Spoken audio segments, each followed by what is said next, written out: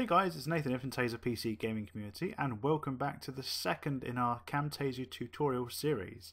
Today I'm going to be going through the tools that Camtasia has to offer. So you might notice down the bottom here it's got things like callout, zoom and pan, audio transitions, all that stuff. I'm going to go through as much of that as I can. Starting from the left and then just working my way across. So we're going to get straight into it with callouts. Now callouts are like bits you can stick over the top of your video is the best way of describing it. So if you wanted to put a random shape in it, say you wanted to put an arrow, hang on 2 secs, say you wanted to put an arrow pointing at something, you could put an arrow like that, rotate it and go look at this point here. And there's numerous things you can do to edit this. You can have fade in, fade out, you can have text in it. Does that actually? I've never tried this in the. Yeah, you can. Look, yeah. So you could have text in it, like that. Look, bold. 22. There you go. So you could have a big arrow that says "look," and there's all sorts of things. You can have obviously arrows, circles, little labels. If you wanted to have a label that said, I don't know, sale now on, and then change the colour so it's like red or something. There we go, sale now on. Look, sale now on. So there's also things you could put over the top of your video, but there are, I mean, most of this sort of stuff isn't very useful. I don't tend to use the shapes very often. I think they look a bit tacky. There's other arrows which you can use which look a bit better. They look a bit more professional than those ones. The sketch motion one, I do tend to use that sometimes. Well, I used it in the Dear Esther videos to point out some of the ghost sightings because it comes up quite nicely. So you could have that there, and then as you play the video through, it sketches a circle, which you can also change the size of as well. So you can move it around, maybe have here, and then you could highlight the look bit. Just rotate it. There we go, like that. So again, when you play the video through, look, sale now on. And of course that will fade out again afterwards, like so. So it depends on what kind of video you're doing as to whether they're going to be useful for you. You have a big cross on here that says this is all crap, don't use it.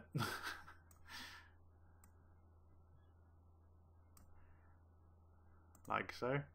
Big cross, no. Now again, if you're going to be doing something like a funny, I don't know, fail video where it was like epic fails or something, then that cross thing might be quite useful for you. But the one I tend to use the most is these special ones down here, specifically the text one. This just allows you to put any random text you like, and you can change the colour, because obviously you've got black background, it's not going to show up. Change the size. You can even put shadow behind it. So say for example it was on the red there where you'd actually be able to see it. If I click this button here, it says text drop shadow. It's now got a shadow, and it kind of gives it a bit of depth, and I think it looks a lot nicer and a lot more professional. I do that quite a lot now. Also there's the highlighter thing, so you can highlight stuff. So everything in the square is highlighted. So I've just changed that text into that highlighting one. So say for example I wanted to once again highlight the where it says look. I could do that by putting that there maybe. It's a shame you can't turn these to a circular shape. That's the only downfall I have with this. You can't, because it looks a bit odd. But if there was a way of doing that, then you could. That would be awesome. I suppose you could kind of maybe turn it on its side. It doesn't look so strange. That maybe. That still looks strange. Let's just play about with it, see what you can do. There's also a few other ones that are useful. So for example, I did a video quite a while ago, and I used my Facebook account because I was showing how to get videos off of the Facebook account and download them into HD for PS4 purposes, etc. If I want to box out some of my information, I'll probably just change the background for this. Hang on. Background colour to white.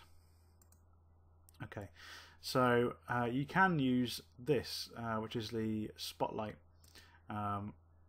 which is kind of useful. So you could say you wanted to highlight that look bit again, but you didn't want to be able to see anything else around it. You can change the intensity as well, so you can have it so that it's completely black, or really nearly completely black, or you can sort of half fade it like that, so you can still see bits of it. Or you could use the blur function, which you've got this one here, it's blur. But for that you'd probably have to do like big sections. So if you wanted to blur everything out except for the look, then you could do that maybe. Then you need another one to go this side, like that. Probably another one as well. Oops. For another couple to go underneath and above. It's just kind of, yeah, play about with it, but it depends on what you think looks better. I think that's a lot of hassle, so I tend to use the spotlight one, because you can just make it really intense if you don't want to see people seeing anything. But it does tend to look slightly better. I think this gives a better blur as well. So well, obviously that is blur and that's not blur, but it tends to block out the information a bit better, so you can't actually see what that says. Whereas when it was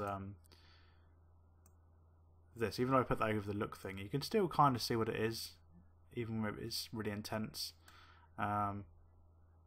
But yeah, so that, I mean that's cool outs. There's not much else to say. There's plenty there for you to try. There's pixelate there as well. Transparent hotspot. I don't know what hotspot does. I haven't really used them, to be honest. But there's plenty of stuff there. Have a go with it. Play about with it. Zoom and pan. Let's get rid of all this crap now. Zoom and pan. It pretty much does exactly what it says on the tin. So if I put in a random call out, add call out, turn to that thing, whatever that is. Right, here we go. On sale now, or now sale now one. Zoom and pan. Again, you can just change the scale if you want. So if you want it to be smaller. You can apply Smartfocus, which I think what it does is it's supposed to focus on an area. So for example, you were typing in the video, it would zoom in on that bit where you were typing so that it could focus on it. It's terrible. Honestly, it's really not very good. It tends to kind of zoom on bits that you're not even doing anything on and zoom in random places. I've no idea why. But if you notice here, what it's done on the thing is it's put like a little, what's it here, which is an animation, which we'll get to in a little bit. There's, where are they? It's in visual, yeah, visual properties, so it says add animation there. But we'll get to that in a minute. I won't go through too much on that. But basically that allows you to place when you want it to start doing whatever it is you want it to do. So I don't think this is actually doing anything now, but if I do that and then play it and see what it does.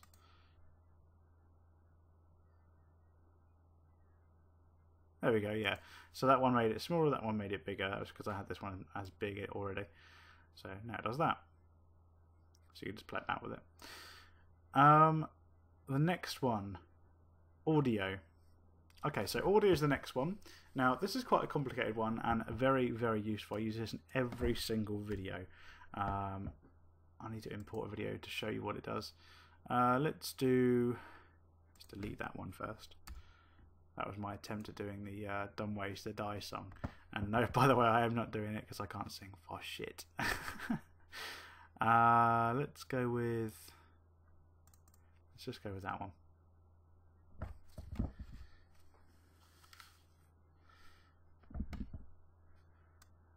Okay.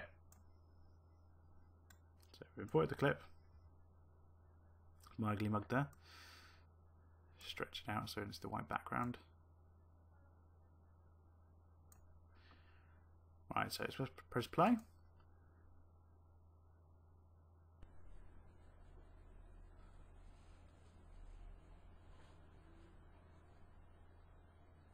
Hi guys, it's Nathan here from Camtasia PC Gaming Community. Okay, so the first thing I've noticed about that, apart from me looking like a complete div, is that the sound is a little bit hissy. It kind of sounds not as clear as it could. Now the audio tab is perfect for doing that. Not only can you turn the audio up and down, which we probably do need to do because it's a bit quiet as well. So we'll turn it up, and you can do that by that, or you can do it by the volume down, volume up, etc. here. But I just tend to use this; it's a lot quicker. You can also silence your video there if you want to, which I'm not going to do. But the bit we need for noise removal is up here. It says here enable noise removal. So you just tick that, and it will kind of generate an audio noise profile. And you can do this yourself. You can adjust sensitivity. I tend to leave it on 0, but it depends on the clip. If the hissing is really bad, then you want to move that up. I also click remove clipping and clips, and I usually have my sensitivity on about 3. So this is already set up standard to how I usually have it. And what I would do then is just click auto noise training, and then it will generate an audio noise profile for the new settings you've allowed it to do. So what I do, because it does take some time, sometimes it's really quick, other times it's not. What I'll do is I'll skip forward in the video so that you guys haven't got to sit here and wait for it to do it, and then I'll explain a bit more. Okay, so this finally finished doing. It did take quite a while. And we're going to listen to the sound quality and see if it sounds any better than it did. So let's skip forward here. Guys, it's Nathan here from Camtasia PC Gaming Community, and welcome to a exciting video. Okay, so straight away from that you can tell that the hissing is gone. It does sound better. It still sounds a little bit boxy, but that's probably the echo of the room anyway. We might be able to improve that a little bit, so we'll see what we can do. I'll change the leveling slightly and then boost the signal. If it was really quiet, which it's not really quiet, I would probably put it onto like a high volume variation, which would make it give you the ability to make it louder. But it's not, so I'm not going to choose that one. I'm actually going to choose the low volume variation because it's a reasonable level, and I'm hoping that by doing that and then boosting the volume, we might get rid of some of that boxiness. So let's try that out and then boost it up a little bit. Yeah, I'm very excited about doing. My PC is back. Yes! Hi guys, it's Nathan here from Camtasia PC Gaming Community, and okay, so as you can see, it's very minimal. The change is very minimal. There's not a massive amount of change there, but there is a slight change. There's a tiny bit of hiss back because you've obviously pushed the volume back up again, but a tiny bit of hiss is okay. That's not a problem, and it does sound a tiny bit less boxy as well. So that's probably what I would go with quality wise if I was going to do this video. The audio settings on here are quite basic, but they're very helpful in terms of being simple to use, and actually it can improve the audio quality quite drastically, quite quickly. The one thing I will say is don't go mad with the noise removal thing, because I did this once and changed the settings here to like sort of 7, 8, because it was really bad quality, and I thought, well, maybe it'll improve it, you know, so it's listenable. And it totally messed up the recording. Not that obviously you can't just start again, because obviously the recording isn't saved in here. It doesn't save over your original recording, but it was unusable. That's when you know the audio is unusable. If it completely screws it up and you can't use it at all and you can't improve it in any way, then that's unusable.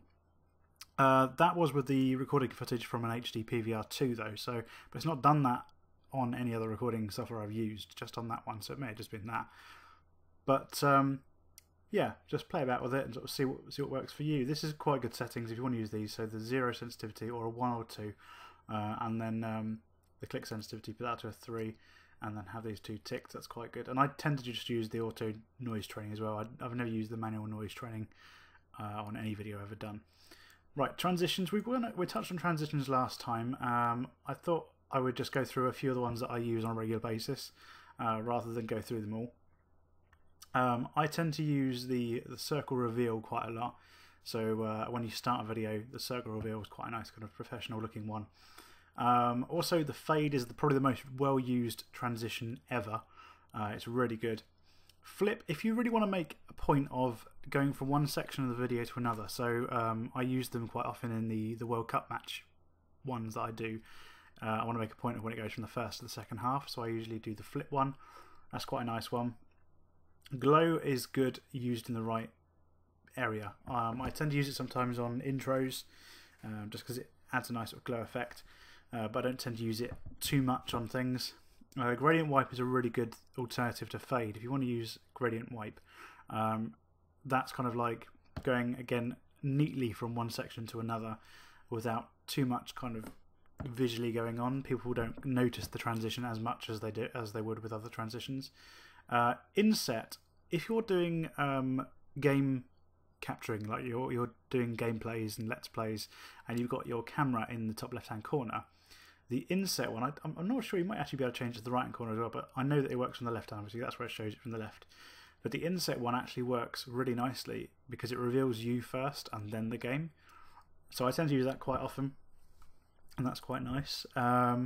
The page turn and the page roll and also the fold ones, I use sparingly. I don't use them a lot, but things like if you I had one video where I had like a sticker for something, and I put a transition on the beginning of it.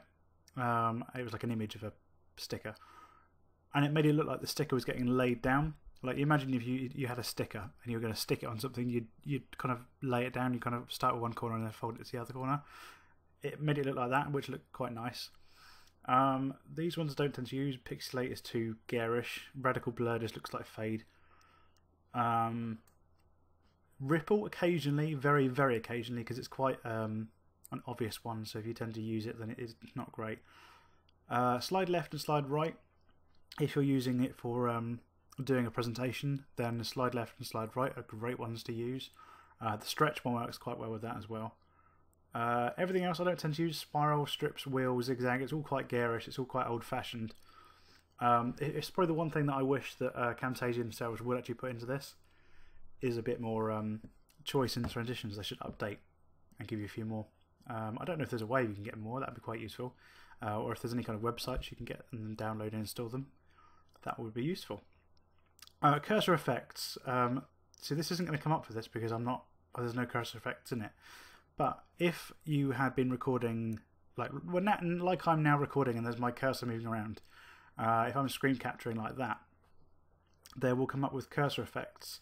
And it's quite useful. Say, for example, I wanted to highlight what I'm showing you guys.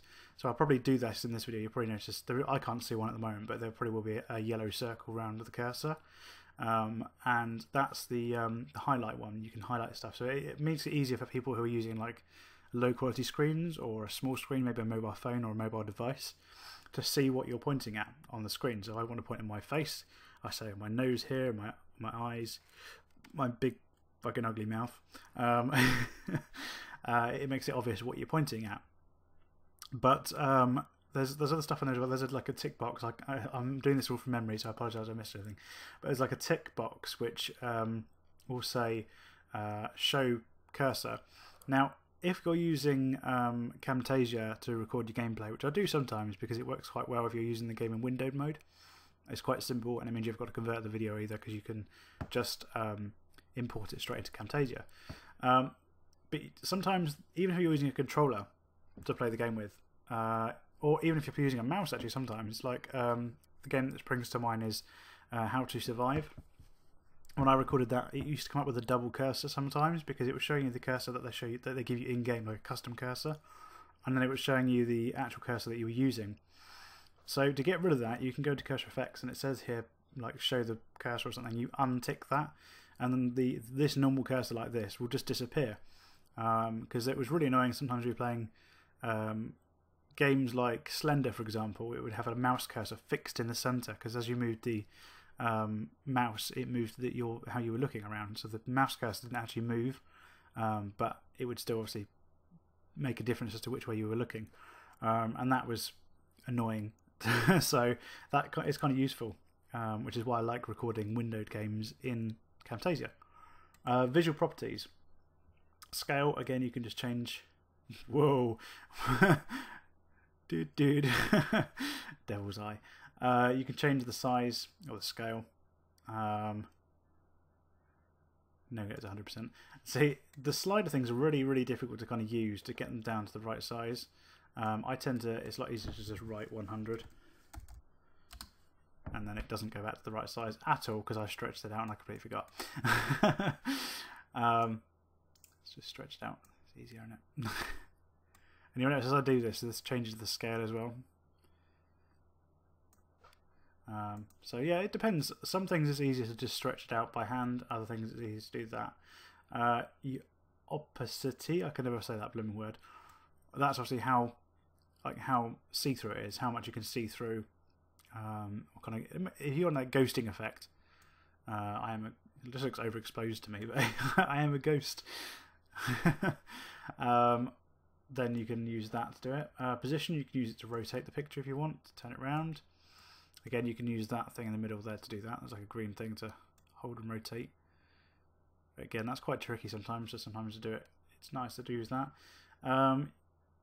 Adding animation, what you can do with this, so you click on add animation. So let's split this. And then click on it, visual properties, add animation. So for example, I wanted to show you my really evil face. I could then do, I already added the animation, I could then do my scale, so it does this. So it zooms in on my eye, and maybe so it rotates at the same time.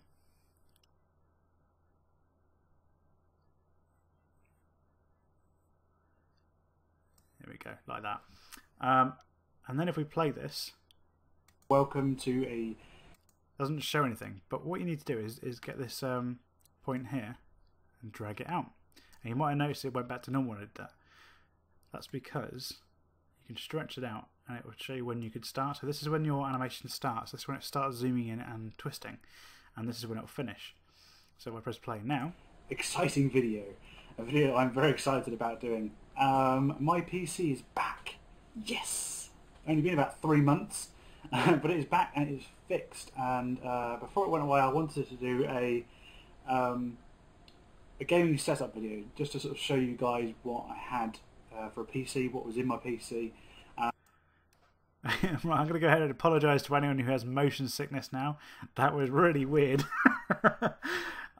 Yeah, so you can do all sorts of strange effects with it, and then to get rid of it, you just click on the actual effect, and then you can just press the delete button and it will delete. So that's now back to normal now. Press play, it's just and you can add drop shadow. Again, you can do it with anything. So if I wanted to put in a picture, so we go library. Let's just go with a call out banner. Can I just drag that? There we go. Just do that. And so I wanted to put visual properties on that. Say like drop shadow. Oh god, I can't do that on these. I've never ever done these. Right, let's just do it the other way. Import media. Okay, so I just imported this picture here from South Park, The Trick or Truth, and I thought it would be quite a funny one to look at. And there's also things you can do with this. So visual properties, you can, like I say, drop shadow, and as you see, it's got like a shadow now around the outside. If I click off that, there's like a shadow around the edge. And you can do also stuff with that as well. So you can change the distance of the shadow like that. You can change the direction of the shadow. So go around in circles like that. How much you can see through it, how dark it is, etc. And also the amount of blur it's got on it. So you could have it like really, really blurry like that if you wanted to, or less, maybe just kind of like a clear square. Yeah, but you can play out with that again. You can colorize the picture to any color you wanted as well. So, well, that looks quite cool actually. We'll keep it like that. So you could change it to anything like that. You can put a border around it, which I will show you when you can see it, like so that. And you can change the thickness of the border, so you can make it look like a picture, like a Polaroid picture, like that. That's an awesome looking picture actually. Yeah, so there's like quite a bit you can do on that. The border is really, really useful. What I tend to do with gameplay, if you're doing like gameplays, is make the video smaller, put a border around it. Probably about 6 is about right, and then you just make this small. I'll just probably change the background color to show you this.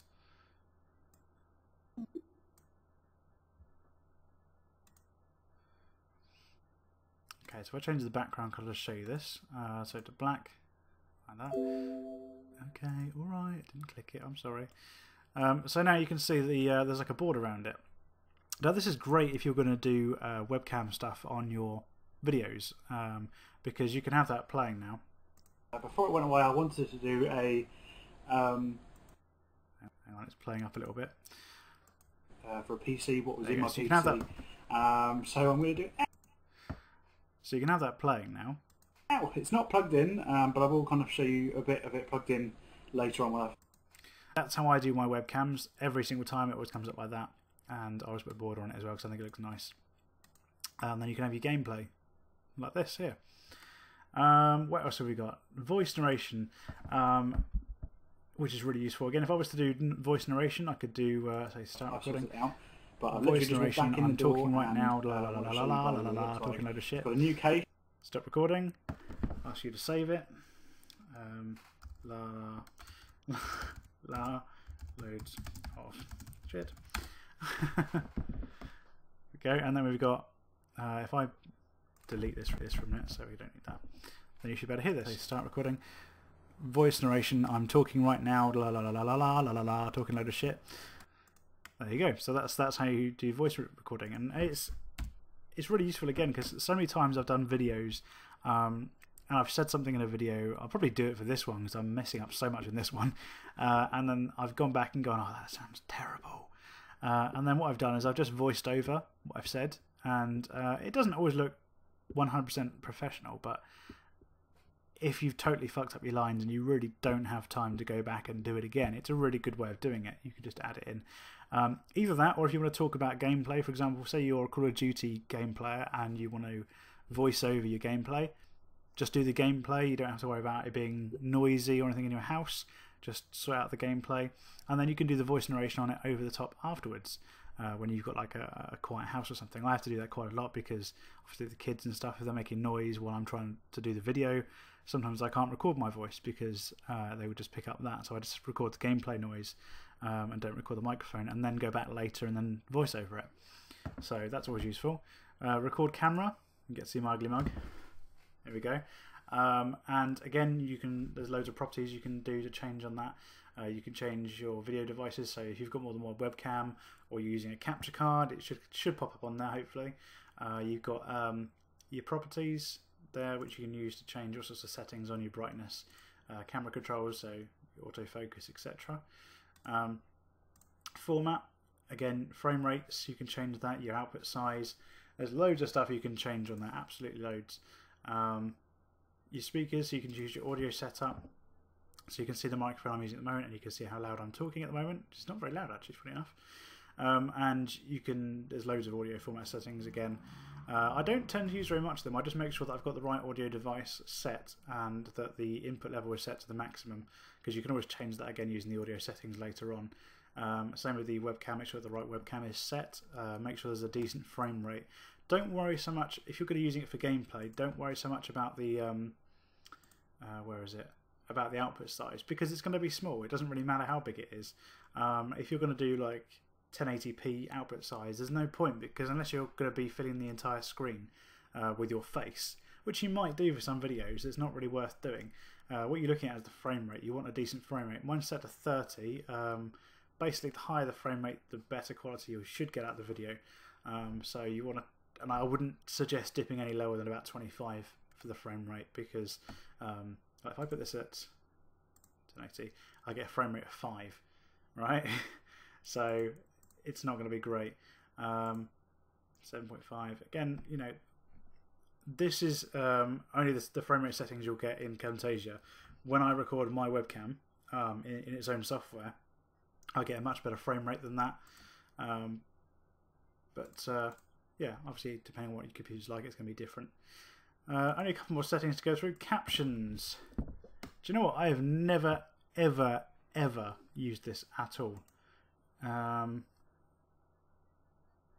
Should we find out what it does? I think I used to use it a long time ago when I used to do the Call of Duty videos. I think I put captions on at the bottom of the video.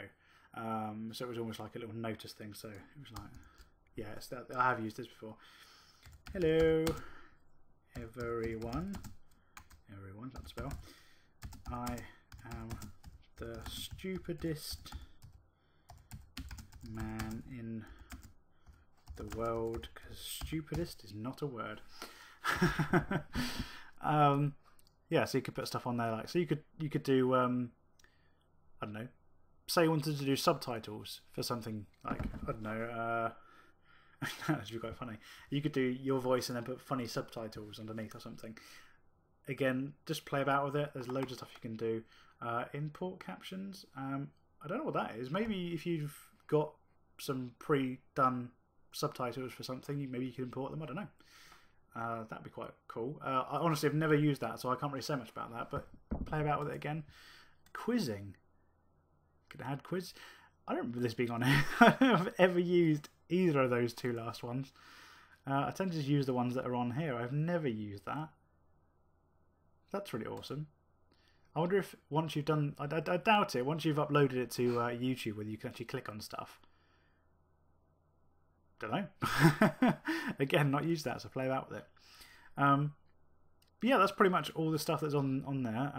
We'll go through a bit more detail when I sort of show you how to do a bit more professional advanced editing, etc., and making specific things. We'll do some videos on making specific things like intros and outros, the outro templates, the overlay things that you can get.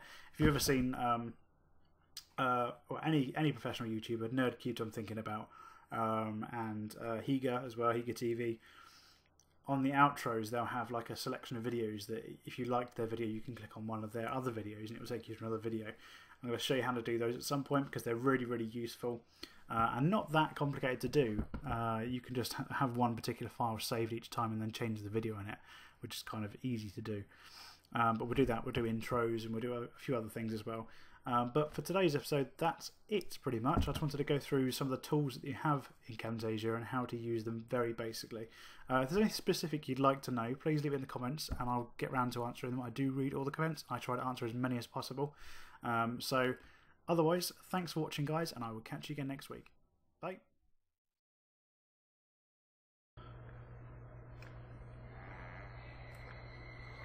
Oh god, don't tell me he's behind me, don't tell me he's behind me, don't tell me he's behind me. Shit!